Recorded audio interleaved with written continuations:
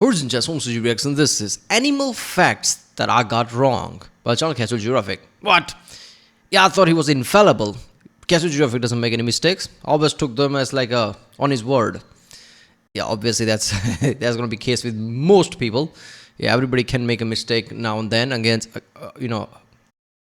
maybe if you have something, let's just say like OCD, strong OCD, maybe you won't get things wrong because yeah, you make your mission to not get things wrong, I guess. I don't know.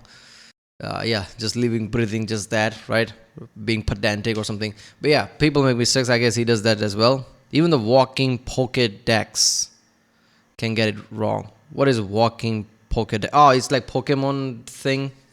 I remember as a kid, I used to watch Pokemon a lot, way too much.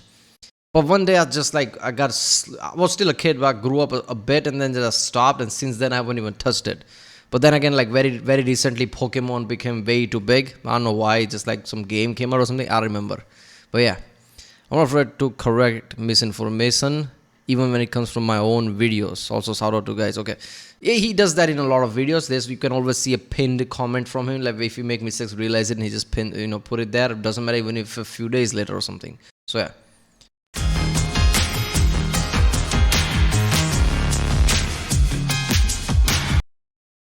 Remember, if you like my reaction, don't forget to subscribe. So I know we start videos to react to more. I like zoology, animal style videos because I've never thought of it before. I started this channel like 3 years ago. Well, yeah, 3 or 4 years ago, right? I think when pandemic started, like something like 2020. That's when I started this channel. I didn't know much about like anything animal history or whatever. So Tier Zoo, Casual Geographic, then the Frank, right? These are the channels that I started to watch, and yeah, I learned a lot of things from them. So I like videos like this. So if you haven't seen other reactions that I did from Casual Geographic, Tier Zoo, things like that, check out the link in the description. There you find it. Comment down if you want to do any specific reaction, I guess. And yeah, that's what it. Even the babies are one of the most dangerous animals in the world, so I built this cage to keep them secure so there's no possible... Oh my god. Hi! Oh, you're a big boy. Hi, you're so cute. What's your name? What's your name? It's right there. Oh, hi. Venomous. Oh, hi, Venomous. Alright, the first one is like, I'm guessing is real and not a joke. I remember watching from Casual Geographic, one of the videos he made. How did he created those like slat walls, right? And then realized that, wait a minute, gap between those two is like smaller than the animals that I'm trying to keep in. Of course, they're just going to walk out. I don't know.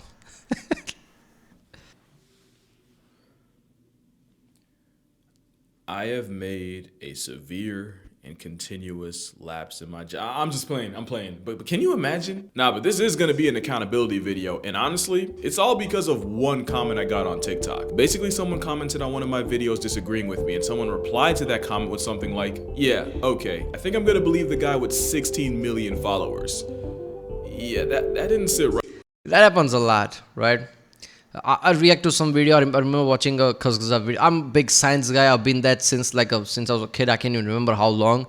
Yes, sometimes some things, like I remember talking about the Andromeda thing, like how Andromeda will not be looking that like visually that when it comes closer, right? I remember talking about that because of a certain point. And somebody said like, because it's like 50 million, subscribers, right? I think I'm gonna listen to that. Yeah, obviously, because that knows way more than I do. Obviously, he has a team, but doesn't mean he can't make a mistakes or neglect something here and there. That's not how it works. So there was an Andromeda point, like how if Andromeda comes like twice as close, it will be like much brighter. I'm like, no, that's not how it works, right? It will be, yeah. I still, I remember watching a lecture from, I don't know who signed. Was it Neil deGrasse Tyson or was it like somebody else, Brian Greene or something? I don't remember. But he explained that long ago, like 10 or plus years ago, and I still remember in my head, like, how that works. And then I researched about that a lot, and it was really surprising to learn that. So I said then, it's like, okay, you don't know shit, like, oh, okay, fine. Right with me. Just because I have more followers than sheep in Scotland doesn't mean my word's law. Mistakes happen. That's why keyboards have backspace and DoorDash has birth. If you have 3 million subscribers, you're infallible. Animal facts that I've gotten wrong, or at the very least didn't get 100%. And starting off is the fact that I don't really even know how I believed in the first place. I've already corrected this, but if you've been following me long enough, you've definitely heard me say that lions have a bite force of 650 pounds per square inch, almost half as strong as their brolic biracial tangerine colored cousins. Except more recent studies puts the lion's jaw work at closer to 1,000 pounds. So what did an Afrocat do for us to lie on them so bad? Apparently it all goes back to a 2005 video from National Geographic where they You didn't lie. That's not a lie.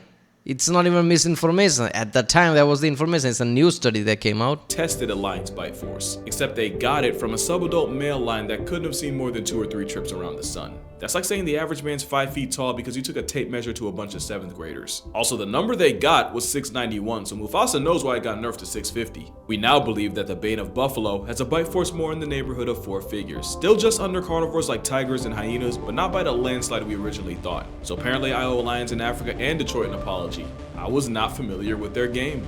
This video was recorded. Yeah, see, that's such a good thing because lions are like those OP thing that you think about, right? Lion, like the biggest cat, that's what you think of. Everybody like uses analogy using lions. Usually whenever something like that happens, it's always like something turns out it's going to be under than what people thought of it. Because that's how it works. Like you're going to hype it up a lot. It's a surprise when something like that, lion, they all along you knew less. And it's supposed to be even stronger bite, which is like good thing to know about, I guess. I don't know. Before the Buccaneers game, and I shall adjust my reaction accordingly.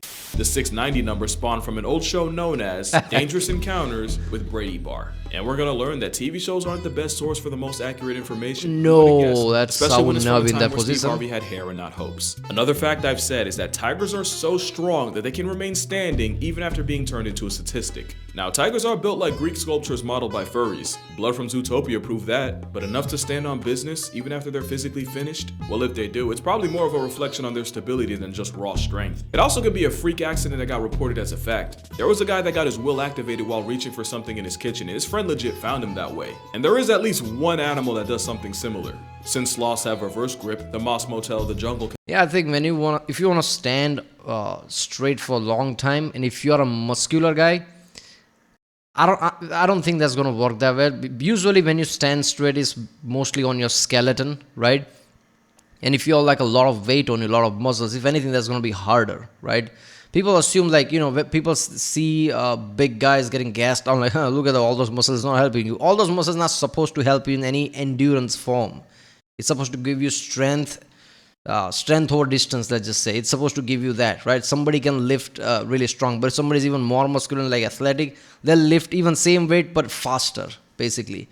People talk about like how certain strongmen don't look as muscular as other guy, and they can lift a lot. Yeah, lift, just basic lift. They're not applying force in that way, right? Where people always talk about like certain strong men. It's like lifting much heavier than Brock Lesnar. Okay, great. Brock Lesnar literally throwing people at high speeds around the places. That's different. So if you want to stand straight, it's mostly scary. If you're like really muscular, it's not going to be the case. Can be found hanging on a branch even after they've already been emancipated from the population. But can the cornflakes kitty? Maybe, but it's pretty unsubstantiated, so I probably shouldn't have mentioned it. Along with another fact I've spent most of my childhood believing, and I know for a fact I've said this at least once, that venomous baby snakes are more dangerous than the adults. The idea here is that snakes can consciously control how much venom they release, or if they release venom at all, but baby snakes with less experience, they empty the whole clip every time. Now the first part is true, snake venom is physically expensive to make, so a lot of snakes will compromise with dry bites to get the message across without spending the cost. It's like a blank shot from a gun with vibranium bullets, and the chances of getting a dry bite vary on the snake. The eastern brown Why was it collecting venom in that kind of glass? That's just ugh. Like you couldn't find any other thing, but you had to like, what was the wine glass? What that was? snake delivers diet bites an estimated 80% of the time. Something like a taipan chooses mercy only 5%. Snakes can also actively control how much venom actually comes out by contracting certain muscles. It's why only 1 in 500 snake bites in the US result in a census layoff. But does that mean baby snakes are worse? Well, no. Smaller, unseasoned snakes carry less venom, and science says you're more likely to get kicked off the mortal portal if an adult bites you. So my guess is that the myth came from an old wives' tale to keep kids from f***ing around and finding out with an immature fallen dread of Medusa. And I know for a fact I only got that from an old show on Animal Planet, and you probably know which show that is. It's the Look, man, that clip, I don't know why I don't like that. Kids playing with snake, because obviously some guy who like, zoo guy basically, oh, look at they hold this thing and the kids are having fun. Great. But it's not good for your survival instincts, especially if you're a kid, you don't know shit, right? You grow up with that kind of instinct. Oh, look at the snakes are not dangerous, you can hold them. Obviously, they are not stupid. They've been told like snakes are dangerous, but subconsciously, you're not going to remember long term. So every time, oh, look at they pet the tiger and everything. Okay, when you go in safari, when you're adult, that split second thing that gives you like a fight or flight response might not trigger because you petted a tiger when you were a kid, and that would be the end of you. Same thing with the snake and shit. I don't like that. I don't like the whole thing. Like, okay, it's fun, but I guess you should do that when you're adult and you like already went through all the growing up phases, mentally and physically. Where people don't realize that kids are still growing. Even their psyche is growing. Their fight and flight response can also like change in that way, right? If you like, that's why people develop phobias. That is what phobia is. When you're a kid, you become scared to something. It takes over a lot in fight or flight response. Even simplest thing that is like irrational, you're still gonna. That's why the phobia exists. The same show, I also got this. For a minute, it was believed Komodo dragons catch bodies by biting their prey once and then waiting for them to retire to bacterial infection. But really, the sooner a Komodo can drag you off the mortal plane, the better, since that just means less dragons to share with. Remember that Komodos are leather bloodhounds that track down death faster than the Reaper. Also, they might not be fast, they're much faster than you think. But this whole time, this Jurassic Park understudy actually kills with venom with the helping of anticoagulants to keep you bleeding. That way, even if you escape, the homicidal steroid gecko can always hunt you down. Well, look at that tongue going bad. Do you really see then like, okay, there's no venom in it? That snakes do that. It's like, what if like snake and crocodile mixed together but smaller? There you go. I used to think it was blood poisoning, but apparently the bacteria in their mouths isn't really that special from any other carnivore. In fact, if you mouth swab the dragon, you'd actually find less bacteria than you would in something like a captive lion or a bipolar Looney Tune. And after looking further, I can tell you the misunderstanding definitely came from an injured buffalo's first instinct to run into water. And a buffalo taking an open flesh wound into dirty, stagnant toilet water is more of an indictment on the bush cow's hygiene than the lizard's. And speaking of water being your downfall, I've talked about animals that can't swim, and I once said that guinea pigs were on the list. Turns out I was wrong, and I can't even blame Animal Planet this time. Guinea pigs can swim, and in some cases can do it for hours. The catch is that they don't care for it very much. Most sources say guinea pigs get stressed in deep water, and while they can swim, their ancient ancestors avoided it to avoid getting canceled by predators, so nothing about it's a good time for them. In other words, I'm a f***ing guinea pig. Now this isn't something I got wrong, but I still want to explain it a little more. So I mentioned how these finches inspired Darwin's theory because, well, long story short, different finches ate different foods and so developed different size and shaped beaks. Now technically, that's not wrong, but I feel like I made it sound like their beaks changed just because the birds needed them to. What actually happened was different finches were found on different parts of the islands, and depending on where they were, certain finches had an advantage. That advantage could have been something like a particular beak shape, and that advantage was more likely to get passed down more often. Eventually, certain traits would get selected for naturally. That is how evolution works, right? Where you are, whatever advantage you have, you're gonna survive, others will not. Your gene will pass along, and yeah, that's how it's like, yeah. So, I've seen a lot of people talk about like, okay, how does body knows that to give the specific type of genes to their kids, so they have just the right, like say beak or something for certain type of food. No, that's how it works. Out of 199 died, only one who had the right beak survived, and now that thing will have its own kids. That's how it works, I guess. Purpose, not perfection. That's natural selection. And depending on the best food source, the finches most suited to feed and breed outcompeted the others. It's kind of like how giraffe necks didn't just get longer, it was more like longer necks outperformed shorter necks, and history just wasn't kind to the vertically deficient.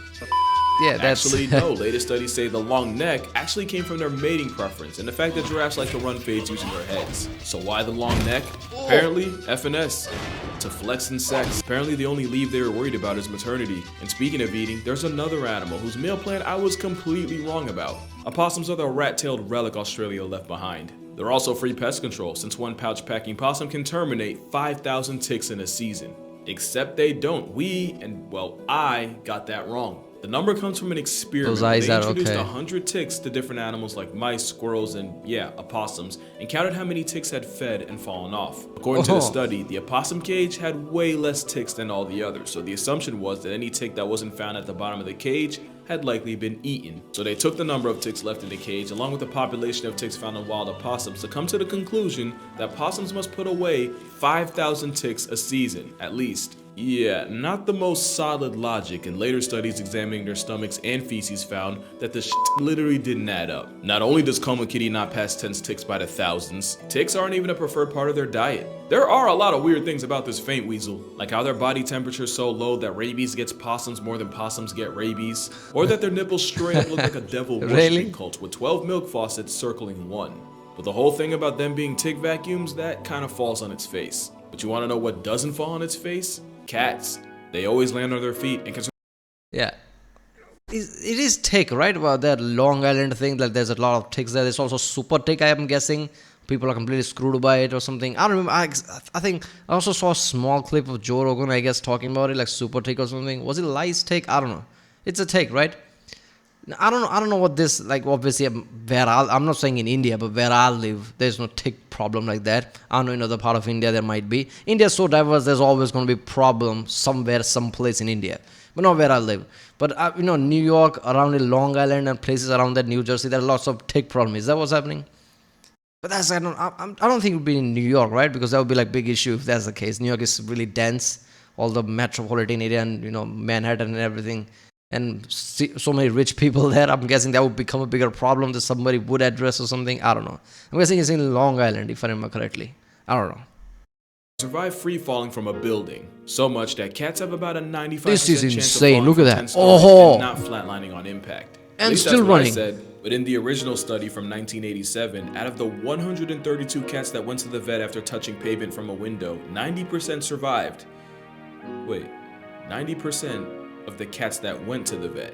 Someone in the comments pointed out that this was a case of survivorship bias. Said, fair, you wouldn't take a dead cat to the vet. And out of the 90% that didn't instantly become a chalk outline, 90% of them had some form of thoracic trauma. 37% needed emergency surgery to renew their life subscription. 30% needed non-emergency treatment, and only a third tanked an accelerated sidewalk smack and walked away needing nothing. Also, 17 years later in 2004, another study showed that flights from the 7th floor and up actually caused worse injuries than lower drops, which cancels out the other thing I said about shorter drops doing more damage. So I think the real answer here is, unless you're Shane Dawson, treat your cats the same way you treat your kids and don't let either go out the window. Now for this next fact, I'm gonna be honest, if it was I'm glad he cleared up, because I can see some videos. Oh, look at that, cats don't take damage and just throw out of them. I can see that. Man, physics don't change regardless of what, right? It's physics. Have you ever held a cat? It's heavy. If you throw it out of like 3-4 story, it will be hurt some way or some form.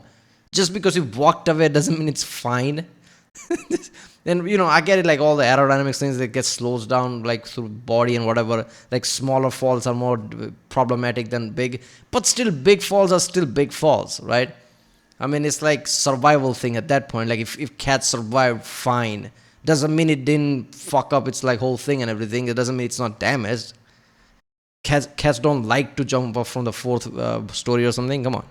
wasn't for one comment, I'd probably spend the rest of my life getting it wrong. And it's that REM is the deepest stage of sleep, and that insomniacs dream about being reincarnated as a platypus, since nature's casserole gets more REM than any other animal. I was always taught that your eyes twitching out like Kai Cenat meant deep sleep. It's actually the 3rd stage of NREM that's the deepest. It's called N3, and it's the closest you'll get to cosplaying as a corpse while having a pulse, since it's the hardest stage to wake up from. It's also the stage where your body repairs tissues, builds bones, restores muscles, and Stages are like 1.5 hours, if I remember correctly, right? So it's like after the 3rd hour, right? Some people like sleep. You probably would have seen that. Like, bridge is 1.5 hour, right? 45 minutes, like 1.5 hour, I think. Yeah. So like after 3 hours, let's say like, oh man, I'm gonna catch my eyes. Like I only a few hours. You sleep for 3 hours. If you try to wake up from there, it's much be hard. It'd be really hard.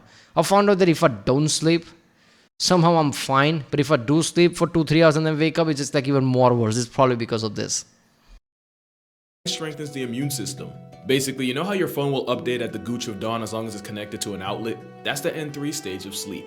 It's also when you're most likely to precipitate your sheets or traumatize your family, since that's when bedwetting and sleepwalking occurs. It only lasts about 20 to 30 minutes each stage, and if you're lucky, you'll get about an hour and a half of N3 a night. But it's N3 that's the deepest stage, not REM. But since REM is the dream stage, the platypus still has more real estate in DreamWorks than Shrek. Now this next fact comes from deep in my TikTok days, back when I wasn't so afraid of guidelines. That blue whale See, the REM thing is like the 4th stage. I'm guessing the last 1.5 hour or something, right? Like, yeah.